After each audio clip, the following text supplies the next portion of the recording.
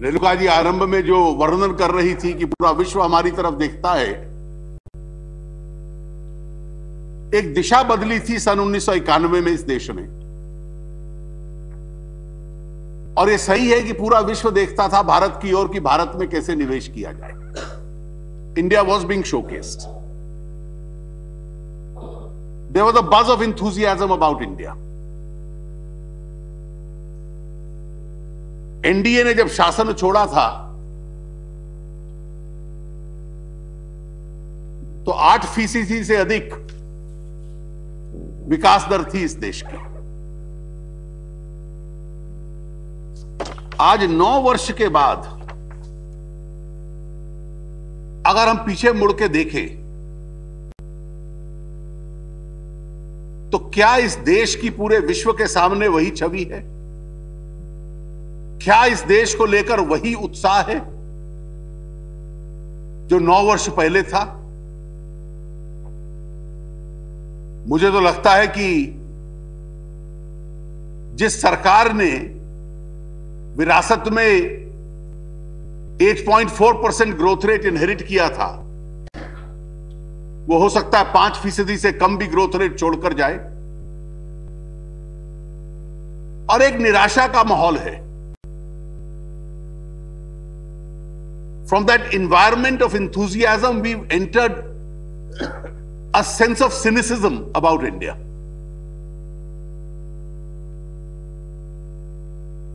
I think when this government enters its final year, the government will really have to decide in whatever is the residuary period left, how would it like history to judge this government? जब आप 2004 में आए थे तो लोग कहते थे कि आने वाले कल की जो विश्व की ताकत है वो ब्रिक्स होगा। ब्राजील, रशिया, इंडिया, चाइना, ये 4 देश मिलाकर विश्व की एक नई शक्ति बनने वाले हैं। आज बहस यह है कि ब्रिक्स में से शायद आई बाहर निकल जाए, और अगर बाहर ना निकले तो इंडिया के स्थान पर वो इंडोनेशिया को मान ले।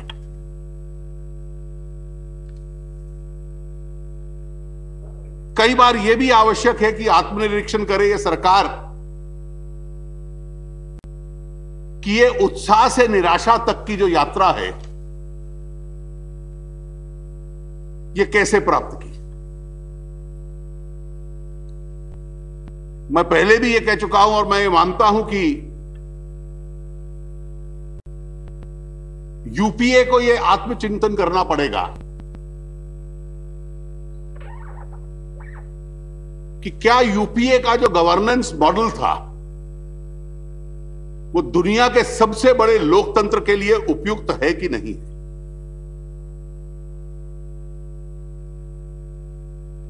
मैं संस्था के नाते भी और व्यक्तिगत नाते भी माननीय प्रधानमंत्री जी का आदर करता हूं,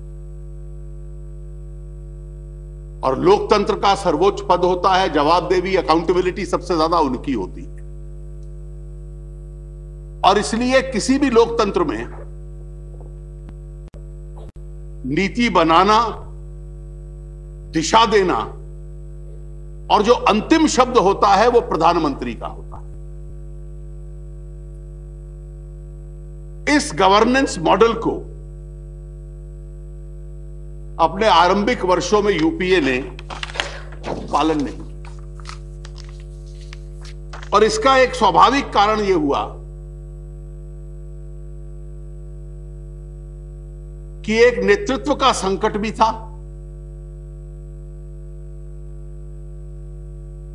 विश्वसनीयता का भी संकट था,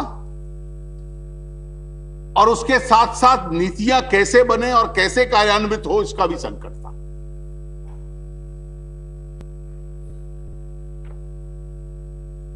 लीडरशिप क्राइसिस स्वाभाविक था कि किसी भी लोकतंत्र में ड्यूअल पावर सेंटर नहीं चल सकते। संयुक्त जिम्मेवारी मंत्रिपरिषद की होती है, लेकिन उन बराबर मंत्रियों में जो पहला स्थान होता है प्रधानमंत्री का होता है। कोई एडवाइजरी काउंसिल सरकार के ढांचे से बाहर बैठ जाए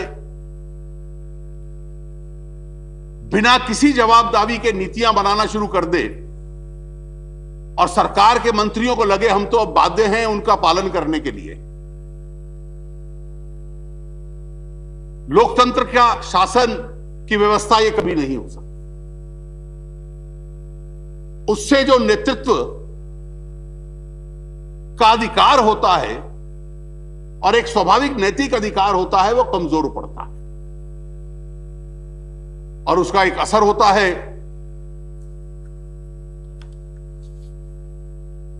कि नीति बन जाती है कि नहीं बन सकती, दिशा क्या होगी।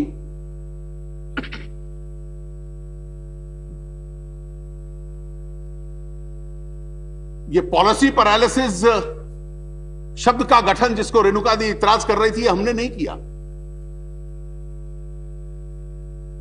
ये इस दुनिया के सबसे प्रतिष्ठित राजनीतिक और आर्थिक मामलों पर लिखने वाले लोग इसका प्रयोग करने लग पड़े। A country where there was a lot of activity, where there was a lot of buzz,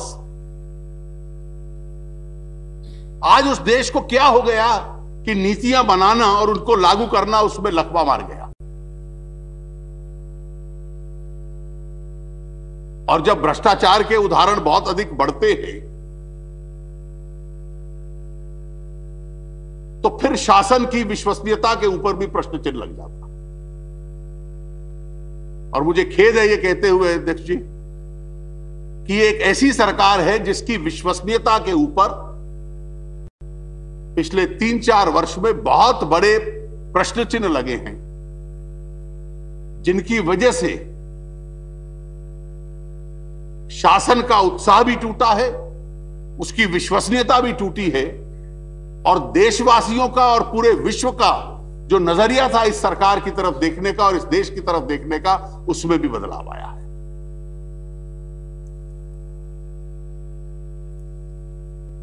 अर्थव्यवस्था के सामने बहुत कुछ कहा गया,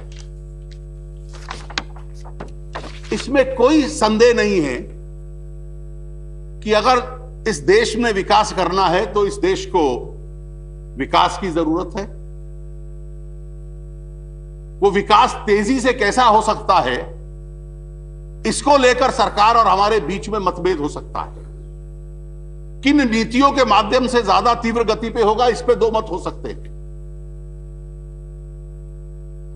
लेकिन जिस प्रकार की गरीबी इस देश में है, अगले 10-20 साल हम 8%, 9%, 10% पर आगे बढ़े तभी इस देश की समस्याओं से हमें समाधान मिलेगा। जब आर्थिक गतिविधि बढ़ती है, इकोनॉमिक एक्टिविटी बढ़ती है, रोजगार के अवसर बढ़ते हैं, जब लोग उसका एक आकर्षण होता है, प्रॉफिट होता है, सरकार की जेब में पैसा आता है, राजस्व आता है। कोई पैसिव इकोनॉमी है जहां लोग कमा नहीं पाते, वहां फिर सरकार को भी पैसा नहीं दे पाते। उस पैसे से सरकार इंफ्रास्ट्रक्चर डेवलप करती है, उस पैसे से जो सोशल सेक्टर स्पेंडिंग है, पॉवर्टी एलिविएशन स्कीम्स है, उसके ऊपर खर्चती है। इसको लोग देखते हैं तो निवेश करते हैं, विदेश के लोग भी देखकर निवेश करते हैं, देशवासी भी निवेश करते हैं।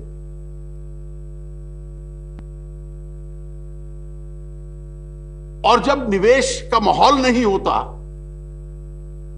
तो फिर विदेश के लोगों की तरफ क्या देखें, अपने देशवासियों को भी लगता है कि चलिए बाहर की तरफ देखें। जब अभी कहा गया कि अपने उद्योग पूरे दुनिया के अंदर निवेश कर रहे हैं, जब यह आरंभ हुई थी प्रक्रिया तो हमें बड़े उत्साह से लगता था कि हमारे अपने उद्योग इतने बड़े हो गए कि हमारे औद्योगिक घराने भी दुनिया के अंदर जाके निवेश कर रहे हैं। Our own corporates have become so big that they are investing elsewhere in the world. This was an initial impression even I had shared. But today the hard truth is that forget people coming into India, our own corporates are going out because they realize that India is no longer the best place to invest in. And that is the reason why we've fallen from 9% to 5%. The last quarter was 4.5%. और अगर इस प्रक्रिया को हमने reverse न किया तो जो गरीबी को मिटाने के लिए लड़ाई हम लड़ रहे हैं और विकास के लिए संघर्ष हम लोग कर रहे हैं, उस लड़ाई में हम पीछे रह जाएंगे और यह इस देश को स्वीकृत कभी नहीं होगा कि यह लड़ाई हम हारे। This is a battle which has to be won. और इसलिए आवश्यक है कि हम ऐसे कदम उठाएं जिसके माध्यम से यह लड़ाई जीती जा सके। अभी कहा गया कि माननीय सदस्यता रेणुका जी द्वारा कि वो एक किसान की पृष्ठभूमि से आती है। 60% लोग ऐसे हैं, लेकिन कृषि की आमदनी देश की आमदनी का 16-17% हिस्सा रह गई है। अब 14% रामगोपाल जी कह रहे हैं। और अगर 14-15% हिस्सा रह गई 60% लोगों के लिए, तो स्वाभाविक है कि कृषि में जो लोग काम कर रहे हैं उनकी संख्या बहुत ज्यादा है। कृषि से बाहर उनको रोजगार के अवसर नहीं मिल रहे और जो बड़े पैमाने पर रोजगार के अवसर मिलते हैं, और पूरी दुनिया का यह अनुभव है, कोई भारत का अकेले नहीं है, कि जब कृषि में बेरोजगारी होती है या कम रोजगार होता है, अंडर एम्प्लॉयमेंट या अनएम्प्लॉयमेंट होता है, तो उत्पादन क्षेत्र की तरफ लोग जाते हैं। और इस बार कहा गया कि कम से कम 10 करोड़ लोग कृषि से मैन्युफैक्चरिंग में जाएं। यह तब होगा जब मैन्युफैक्चरिंग का हिस्सा 25% होगा। यह उद्देश्य ठीक है, लेकिन इस उद्देश्य की प्राप्ति के लिए कौन सा ऐसा रास्ता है जो हम लोगों ने अपनाया है? केवल नेशनल मैन्युफैक्चरिंग पॉलिसी बना लेना और उस पॉलिसी के माध्यम से सोच लेना कि इस देश का जो मैन्युफैक्चरिंग क्षेत्र है वो 25% पहुंच जाएगा, अपने आप में पर्याप्त नहीं है। पूरी दुनिया का अनुभव है कि कम दाम के ऊपर जो सामान बनाता है उसका सामान बिकता है।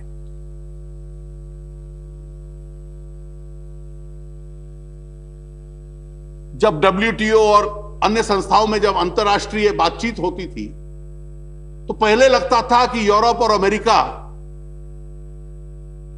इनके सामान का बहुत बड़ा आकर्षण था। आज से 20-30 पहले यह लगता था, लेकिन आज वो हाई टेक्नोलॉजी तक, फाइनेंशियल सेक्टर्स तक सीमित रह गए। आज उपभोक्ता दुनिया में वो सामान खरीदता है जो उसको अच्छे स्तर का मिलता है और सस्ता मिलता है। और अच्छे स्तर का सामान मिले और सस्ता मिले, उस बनाने के लिए कुछ कदम करने पड़ते हैं। आज दुनिया में कितनी ऐसी अर्थव्यवस्थाएं हैं, चाइना ने अनुभव किया। अभी ब्रिक्स का जिक्र किया तो मैंने इंडोनेशिया जैसे उभर कर सामने आ रहा है, थाईलैंड है, मेक्सिको है। इन सब ने कदम उठाने शुरू किए कि अपने उत्पादन क्षेत्र को हम लोग बढ़ाएं। और उसको बढ़ाने का तरीका प्रधानमंत्री जी से बेहतर कौन जानता होगा। ब्याज की दरें सस्ती हों। अगर रुपए की कीमत महंगी हो गई तो उस रुपए से जो सामान बनेगा वो भी महंगा बनेगा। बिजली की कीमत सस्ती हो, महंगी बिजली से सस्ता सामान नहीं बन सकता। इंफ्रास्ट्रक्चर अच्छा हो, रेड टेपिज्म ना हो, व्यवसाय करने की जो सुविधा है, ट्रेड फैसिलिटेशन है, वो उपयुक्त हो। अपने देश के जो टैक्सेस हैं उत्पादन पे, अन्य विषयों पे, वो इस प्रकार के हों कि पूरी दुनिया से मेलजोल खाते हो, इंटरनेशनली कंपैटिबल हो। और हम नहीं करेंगे तो फिर बाहर के देश हमारा सामान कहां से खरीदेंगे? अपने देश के उपभोक्ताओं को भी लगेगा कि अगर सस्ता माल बाहर से अच्छा मिलता है तो जो देश के मैन्युफैक्चरर ने बनाया है उसको काहे को खरीदा जाए। सर्विसेज में, लो कॉस्ट सर्विसेज में हम आगे बढ़े हैं, लेकिन इस देश को लो कॉस्ट मैन्युफैक्चरिंग हब हम बना लें, हम नहीं कर पाए। उस दिशा में हम बढ़ रहे थे और उस दिशा में बढ़ते बढ़ते कितनी रुकावटें आई। मैं केवल कुछ का जिक्र करता हूं और सही माने पर केवल रेणुका जी ने बड़े उत्साह से वर्णन किया कि देश की अर्थव्यवस्था कहां खड़ी है।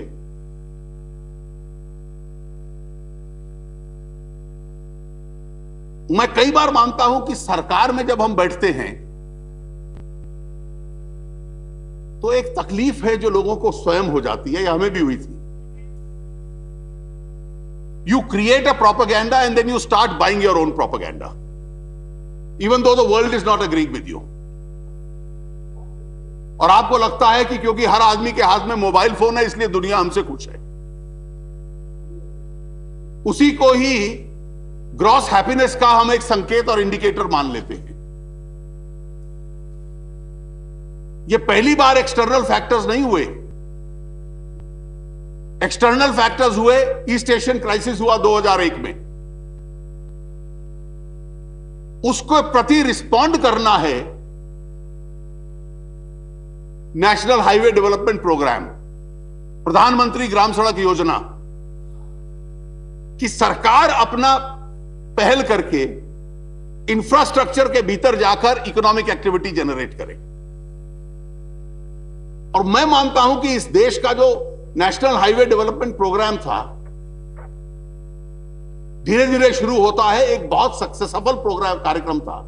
और उसके पीछे सरकार का पैसा खर्च नहीं होता, सरकार सेस लगाती है और जो उपभोक्ता है, जो उस सड़क का प्रयोग करता है, वो पैसा दे रहा है। The users were paying for those roads. Roads all over the world have been built by users because the users pay for those roads. Please honestly introspect what is the position of the national highways today.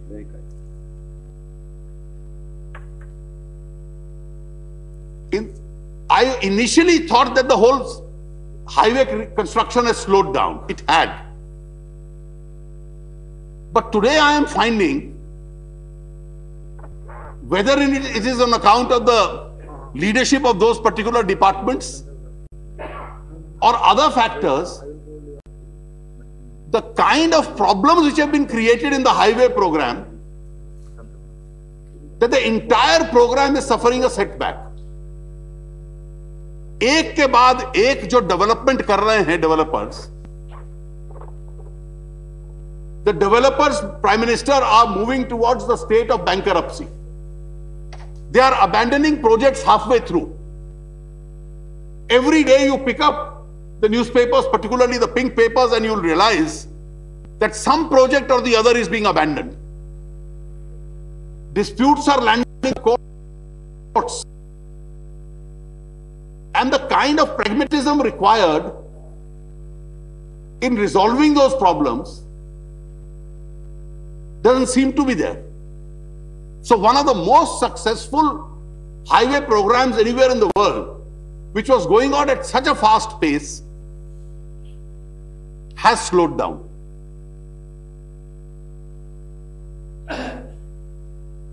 आपको मालूम है कि प्रधानमंत्री ग्राम सड़क योजना की आज क्या स्थिति है? बजट की सच्चाई कभी भी वित्त मंत्री के भाषण में नहीं होती। The devil is always in the detail. And the detail is normally in the expenditure budget. मैं एक्सपेंडिचर बजट को ज्यादा गंभीरता से पढ़ता हूं। आपने पिछले वर्ष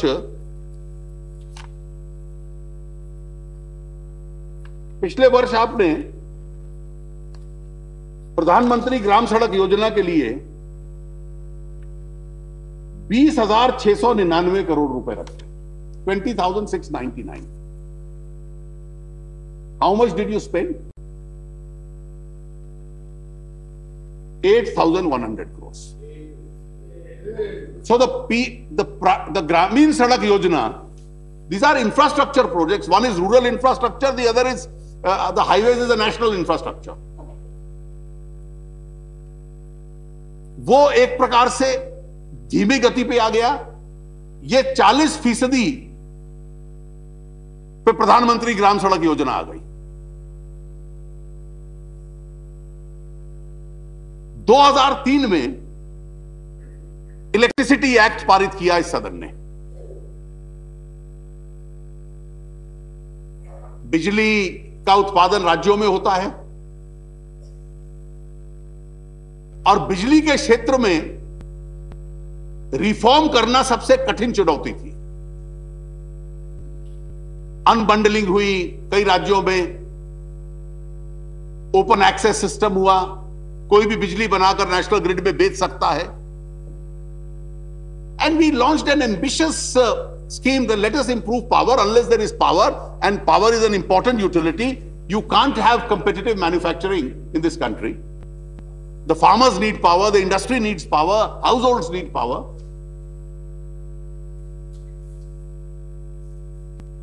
आरंभ में ऐसा लगता था, और यूपीए सरकार के भी पहले कुछ सालों में लगता था कि दिशा ठीक चल रही है. आपने कोयले की खानें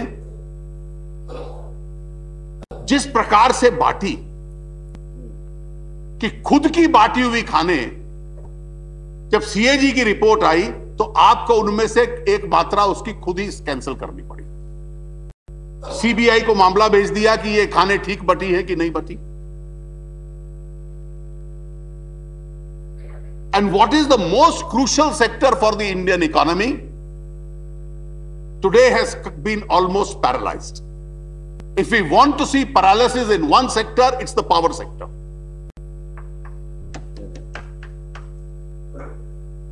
In 2008, sir, India escaped the subprime situation. But if India, and I pray it never happens to our country, if in India in any sector it does happen, the first sector which is facing a subprime situation is the power sector. Your power companies your power plants are starved of coal. Your power companies don't have money to repay back to the banks. The banks have put in a large amount of money into the power companies. So we are looking at highways, we are looking at roads, we are looking at power sector. Which was the most successful success story of economic reforms in India? And that's why both the speakers from the government use that success story rightly so. Telephony. From a 0.8% teledensity, if we can come close to 78 or 80% teledensity in less than 2 decades, it's a success story. The Congress party started it. We reformed that sector when we were in government. The sector belongs to the country. The sector has achieved. And the sector took a downturn with the allocation of the 2G spectrum. और आज ये हालत है कि उस sector का इतना उत्साह है कि आप अब स्पेक्ट्रम बेचने जाते हो तो नीलामी में कोई खरीदने को तैयार नहीं है.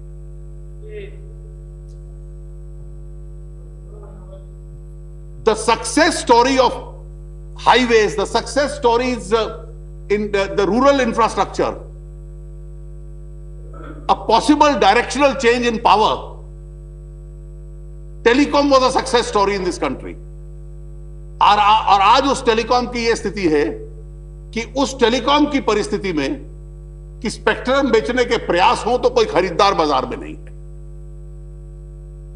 This is how enthusiasm is converted into a feeling of cynicism, and the world starts saying, is this the best country to invest in? उत्पादन क्षेत्र में, कृषि क्षेत्र में आज आपके पास बहुत साधन नहीं थे इन्वेस्ट करने के।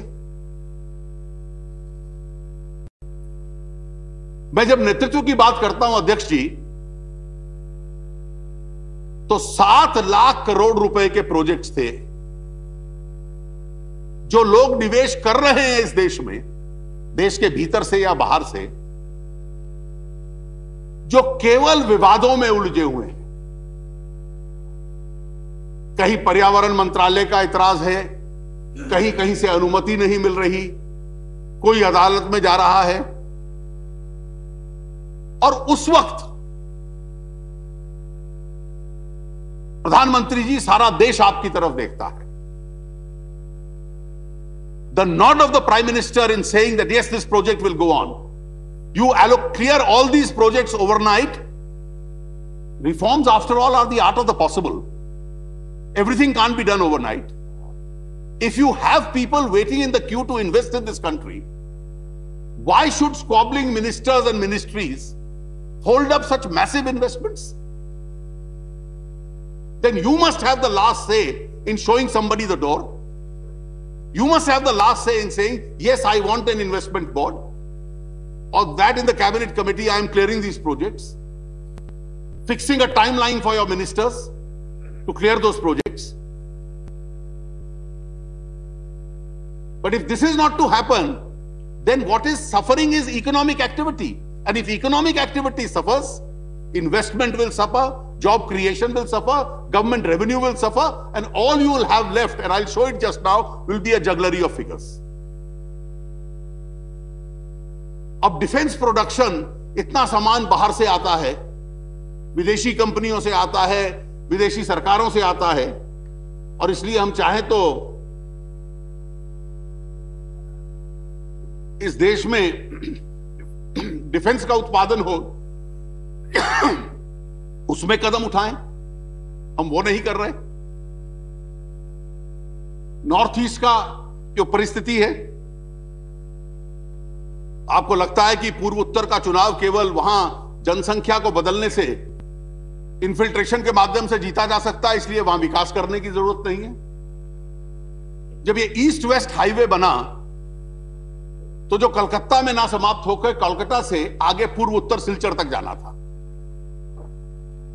इसको महासड़क कहते थे। सारे देश का इनिशियल कार्यक्रम समाप्त हो गया, महासड़क का निर्माण अभी तक पूरा नहीं हुआ। और जब पूर्व उत्तर में इसलिए आक्रोश और नाराजगी होती है, उसके स्वाभाविक कारण है। आज इस परिस्थिति में हम केवल यह कहें कि आंकड़ों के आधार पर हमने यह सुधार कर दिया, जिस प्रकार से आपने सुधार किया। और मैं इसलिए जब मैं ड्यूल पावर सेंटर की बात कर रहा था, आपको जब खर्चा करना था वोट लेने के लिए और लोकप्रियता के लिए, तो आपने कर दिया। आप कल्पना कीजिए, कई बार जब मैं कहता हूं कि इतना प्रचार सीमित रखिए कि उस प्रचार के स्वीकृत करने की केवल आप स्वयं ही बचे। You are the only ones buying your own propaganda. Cash transfer scheme बहुत अच्छी है, टारगेटेड सब्सिडीज हो, समझ में आता है आपका सुझाव, और लोगों तक पहुंचे, बीच में लीकेज ना हो। किसी ने तो यहां कह दिया कि खेल का परिणाम बदल जाएगा इस स्कीम से, there will be a game changer. 26 योजनाएं हैं, इन 26 योजनाओं में जिन लोगों को आज पैसा चेक से मिलता है, अब उनको चेक के मिलने के बगैर उनके बैंक में अपने आप चला जाएगा। So 26 schemes, you have changed the procedure. How much is the money in these 26 schemes? Last year, in the revised estimates, it was 4,900 crores. For this year, you are anticipating 5,600 crores. And this will be the game changer. The 2014 election will depend on this. आप कल्पना कीजिए जो इस बार के budget में हुआ कि हम वित्तीय अनुशासन ले आए. We have brought financial indiscipline. We have brought financial discipline, fiscal discipline to this country.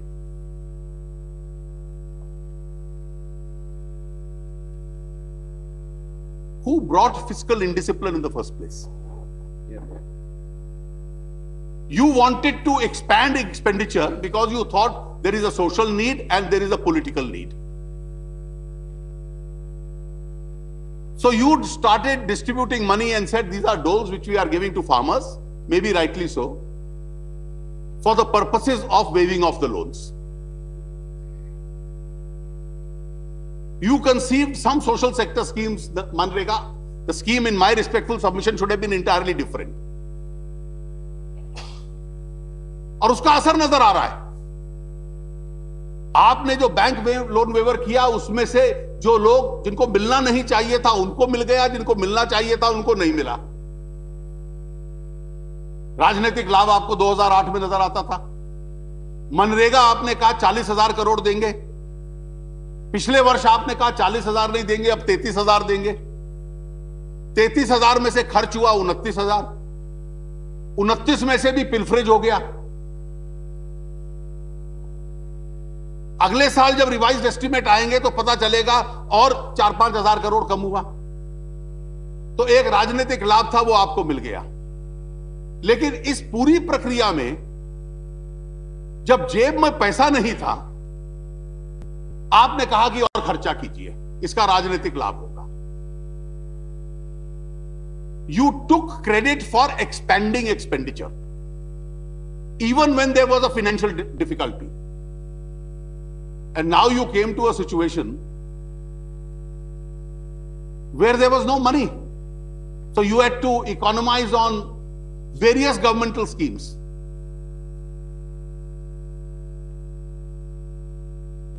So 93,000 crores of expenditure you have cut down this year. 93,000 crore रुपया आपने कम खर्च किया.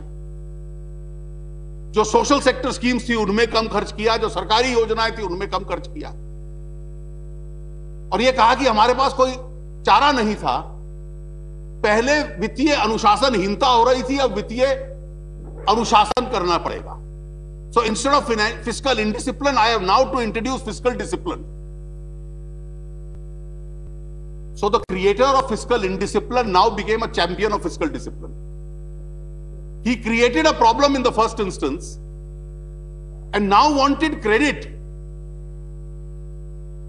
for undoing what he had done. So he cut down 93,000 crores of expenditure. Sir, I had a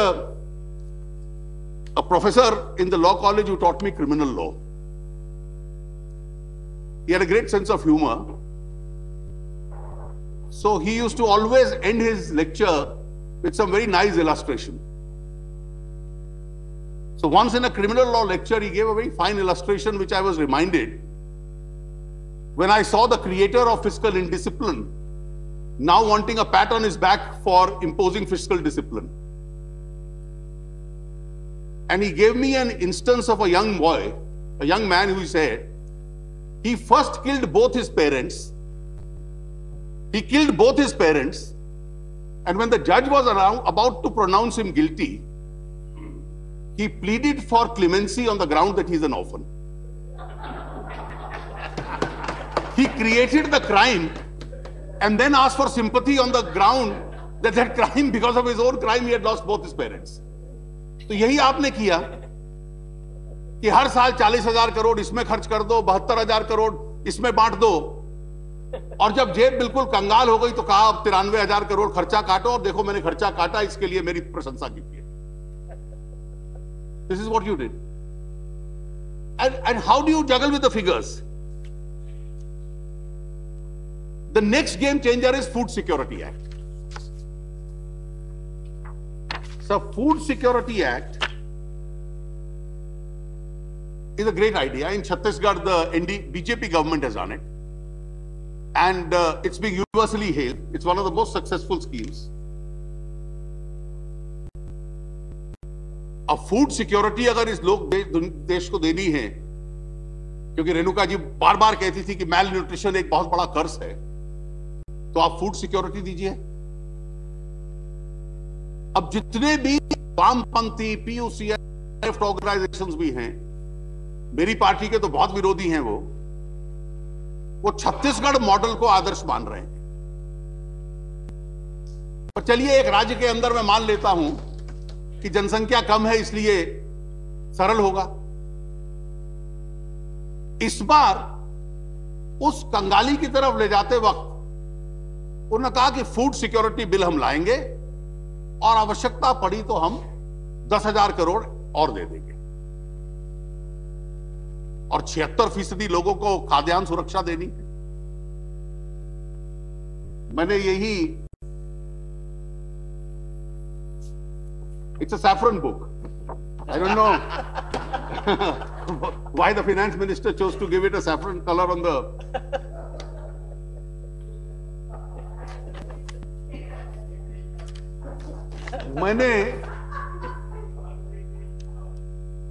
मैंने खाद्यान्न सुरक्षा का आंकड़ा देखा तो पता चला इस 10,000 करोड़ में भी गलत बयानी थी। पिछले साल एलोकेट किया था 75,000 करोड़, खर्चा हुआ 85,000 करोड़। इस बार का 85 को 80 लिख दो और 10 और दे देंगे।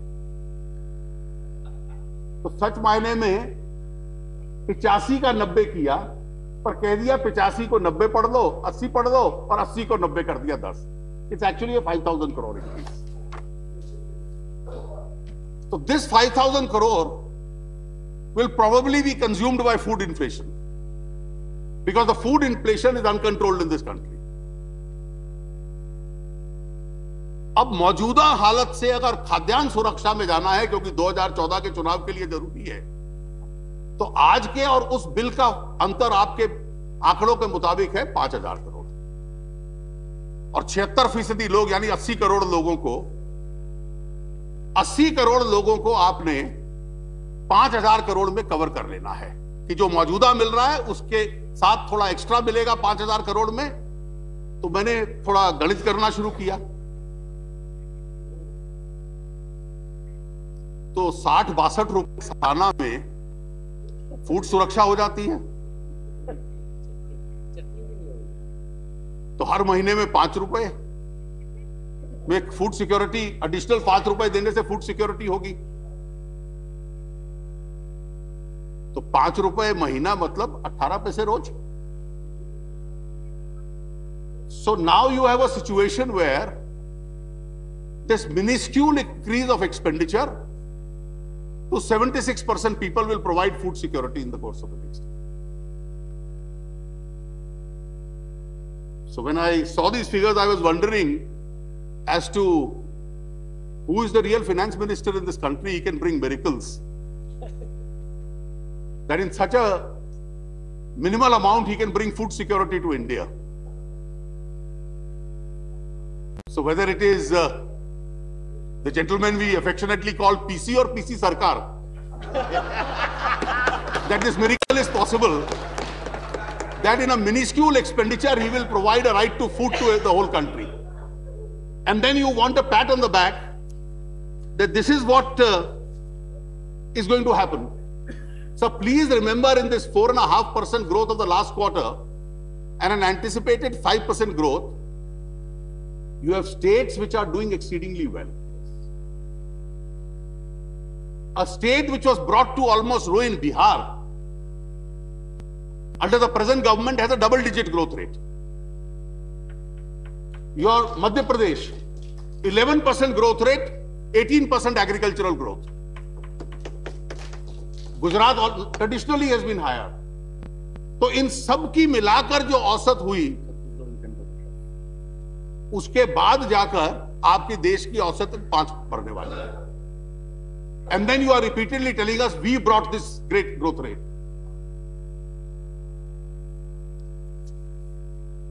अध्यक्ष जी, कई बार अपना प्रचार स्वयं स्वीकार कर लेना उससे बेहतर होगा कि वास्तविकता हम देख ले, हम कहां खड़े हैं. आप जब भ्रष्टाचार या राजनीतिक आचरण का विषय आता है तो आप किस प्रकार से इसको लागू करोगे? And that is where the Prime Minister's leadership is extremely important.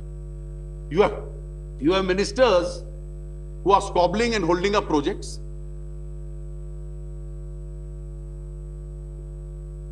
It's no longer a secret. You have ministers who commit almost one gaffe a day. You have ministers who started arrogantly but are now sulking. Let the Supreme Court start auctioning the spectrum. What can I do? So the arrogance has become a sulk. And this is bound to happen. When the going is good, you are at your best. And when the going is not so good, I recently read in a very condemnable incident that instead of bouquets, people are giving you flower pots. And this happens when you lose credibility. Commonwealth Games was a great occasion to showcase India, its sports, its tourism. We built a great infrastructure for sports. Today, we don't remember that infrastructure. We remember them because of the cases of corruption.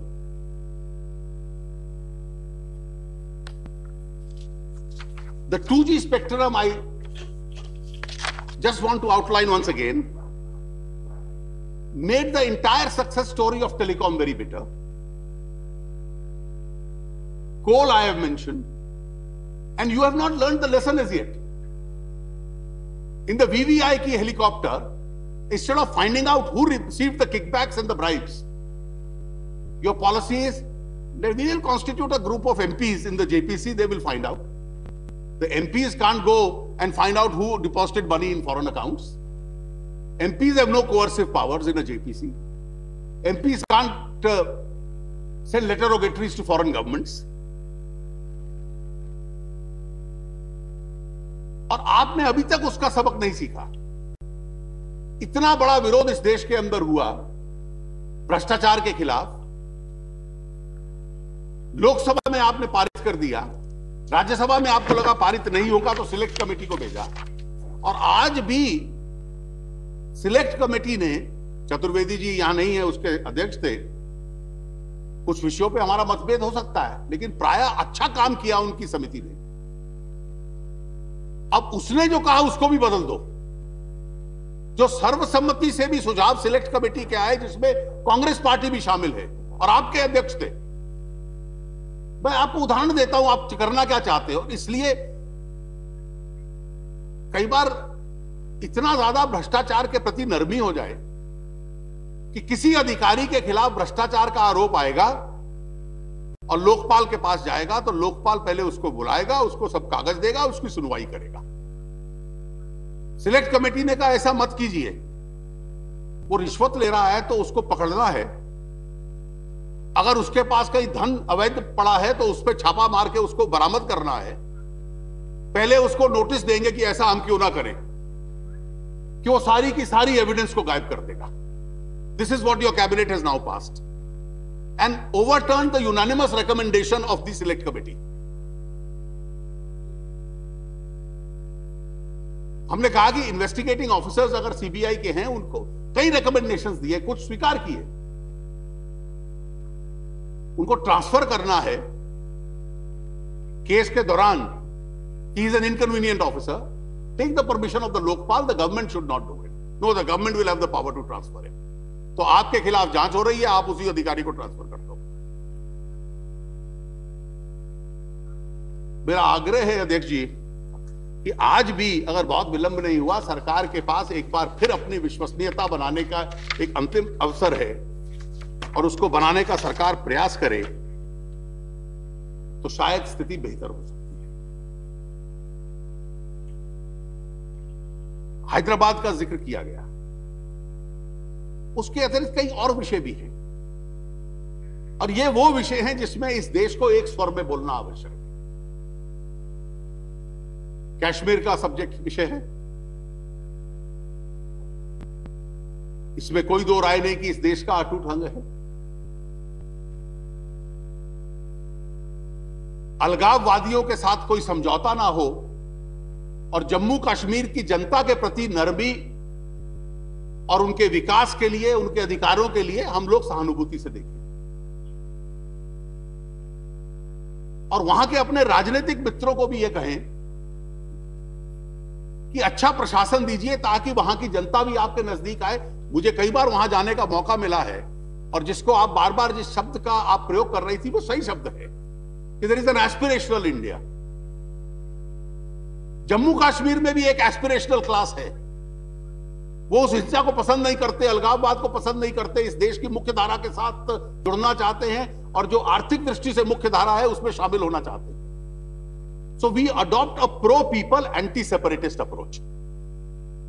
We have no difficulty. लेकिन हमारे वहां के राजनीतिक मित्रों को भी समझना पड़ेगा कि क्या इस देश के लिए संभव है कि जो इस देश के लोकतंत्र के ऊपर, इसकी सबसे बड़ी संस्था के ऊपर आतंकवादी हमला करे। कि ये देश इतना नर्म राज्य हो जाए, इतनी सॉफ्ट स्टेट हो जाए कि उनके प्रति नरमी कर दे। तो ऐसे लोगों के लिए सहानुभूति ना हो जो यहां पर हमारे विक्टिम्स थे, जो सुरक्षा कर्मी जिन्होंने अपनी जान दे दी और किसी राजनीतिक नेता के ऊपर आंच नहीं आने दी, उनके परिवारों के भी आंसू हम देख लें। आज भी माओवाद इस देश के लिए बहुत बड़ी समस्या है। प्रधानमंत्री जी ने तो यहां तक कहा कि सबसे बड़ी समस्या है। इतने जिले इस देश के हैं, बहुत स्पष्ट है कि उससे अगर संघर्ष करना है तो यह कहना बहुत सरल है कि वहां जाकर विकास कर दो। वहां लैंडमाइन बची हुई है, वहां वेपन लोगों के पास है, वहां किसी कलेक्टर और किसी पीडब्ल्यूडी के व्यक्ति के लिए घुस पाना संभव नहीं है, और वहां घुसने के लिए आपको सुरक्षा का पूरा एनवायरनमेंट बनाना पड़ेगा।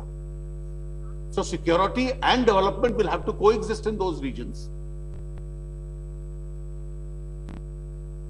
हैदराबाद के संबंध में आपने कहा, हैदराबाद से एक चीज संकेत स्पष्ट आता है कि आज भी सीमा पार से हो और इस देश में कुछ स्थानीय मॉड्यूल हो, आज भी आतंक के निशाने पर हम हैं। आतंकवादी को तो एक बार सफल होना है, हमारी इंटेलिजेंस एजेंसीज को तो प्रायः सफलता ही चाहिए। एक बार भी फेल हो गए और आतंकवादी एक बार सफल हो गया तो इस देश में आतंक का माहौल बना सकते हैं। आपने एनसीटीसी का जिक्र किया।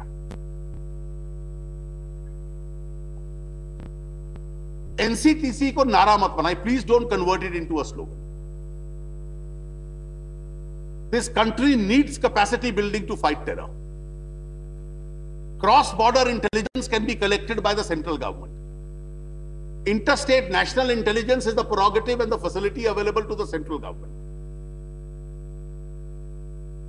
But the law and order is a state subject. The center can't go to Hyderabad and take over the law and order of the Hyderabad.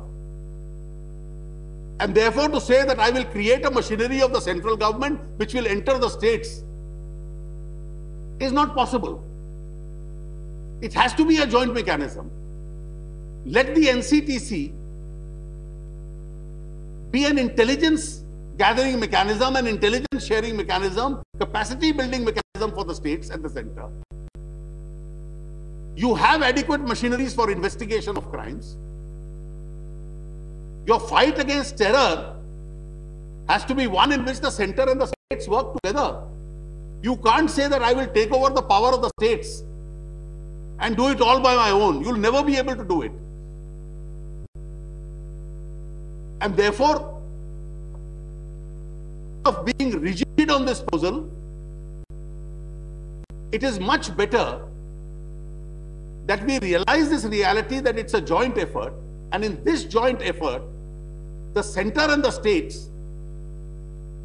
must work together, whereas the center has these important intelligence and capacity building responsibilities and facilities available. The states have to do something in this matter.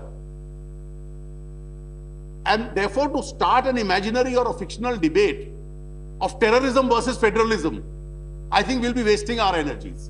Let us recognize our constitutional apparatus and create a mechanism which is conducive to that. So just one or two small subjects. One of the most worrisome situations is that we are now living with a highly disturbed neighborhood. This is a reality we have to recognize. And disturbances from our neighborhood have an ability to spill over into our boundaries. About Pakistan, neither the world knows, not we know, nor Pakistan knows who's under control. There is a civilian government, there's the military, there's the ISI, there are non-state actors. And obviously there are going to be elections there and a lot of changes. But the recent incidents like beheading the heads of our soldiers,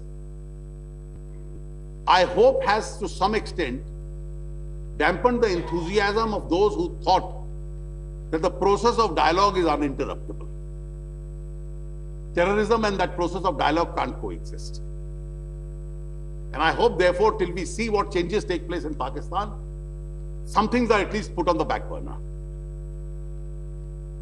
On Nepal, an important buffer between India and China, you have a protracted constitutional crisis. Obviously, we can't interfere in that crisis. But as a neighbor, we are deeply interested in the stability of their democracy. Bangladesh, fortunately, has a polity, or a mainstream polity at the moment, which is friendly to India. And even when our Rashtrapati has visited them in the last 3 days, we've seen new kinds of trends emerge.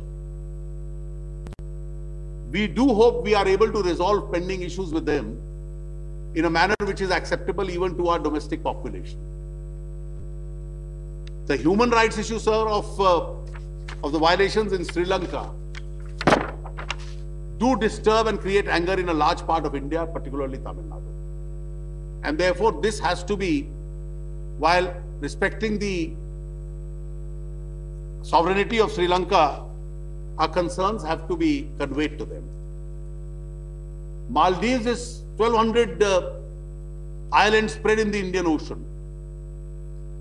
A small country, but the security of the Indian Ocean is at stake.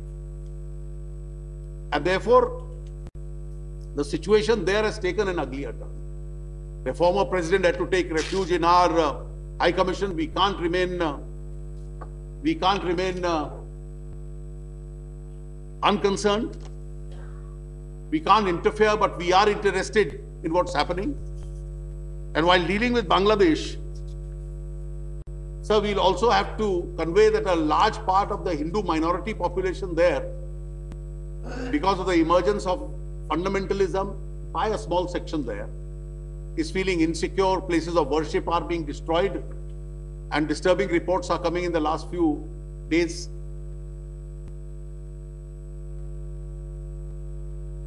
So the incident in Delhi in December involving the rape and the killing of the young lady shook the conscience of the Indian society. And today, what is that test? Because a number of these incidents are happening and questions are being raised, whether it is the incident of the police officer in UP or elsewhere in the country. Are we ceasing to be a fair and a just society? I think we have a great tradition, a civilizational history to defend. And particularly with regard to women who are 50% of the Indian population, we can't afford a situation where they live almost as an unequal.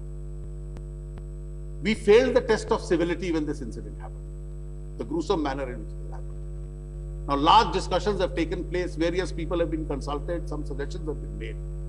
And I would urge the government that on areas on which there is a larger consensus in this House, with regard to the offences against women, we must legislate immediately. If there are some areas which require a further discussion, or in which two views do exist, there is no point rejecting them today. They can be put to appropriate parliamentary committees or parliamentary forums for discussions. But since most of the areas are agreed areas, we must go ahead and have immediate legislation in this regard. Finally, sir, we are at a very important, crucial stage in history. We look forward. It's very nice to say we have a young population, but what is the kind of legacy we are going to leave behind for the young population? And that is why I asked the government and the Prime Minister, how would you like history to judge you?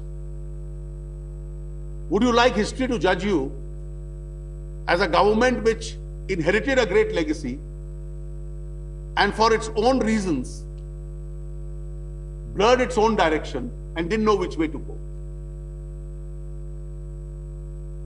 It slowed down growth rate. The country was involved in scandals and scams. And therefore, the last impression that you will give to history is probably this. You have very few days to erase this impression. What has happened in India in the last few years, sir, is the cause of serious concern. While preparing for this debate, sir, I was reading and I came across something said almost 2000 years ago during Nero's regime by a Roman senator, Tacitus. You'll find a large number of very wise quotes by the senator 2000 years ago.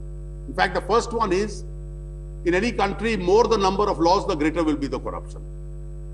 He was wise enough 2000 years ago to realize this. And what he said, I thought he was saying about us, what he had said about at that time. And I'm quoting him, they have plundered the world, stripping naked the land in their hunger. They are driven by greed. If their enemy be rich by ambition, if poor, they ravage. They slaughter, they seize by false pretenses. And all of this they hail as construction of an empire. And when in their wake nothing remains but a desert, they call it peace. This is where the country is moving to. You still have a last opportunity to change its direction, to accelerate its pace. And therefore, unless you do that, I'm afraid, Renuka ji, I won't be able to support your motion. Thank you. Thank you, Arun ji. Now, Sri Naresh Kashyap.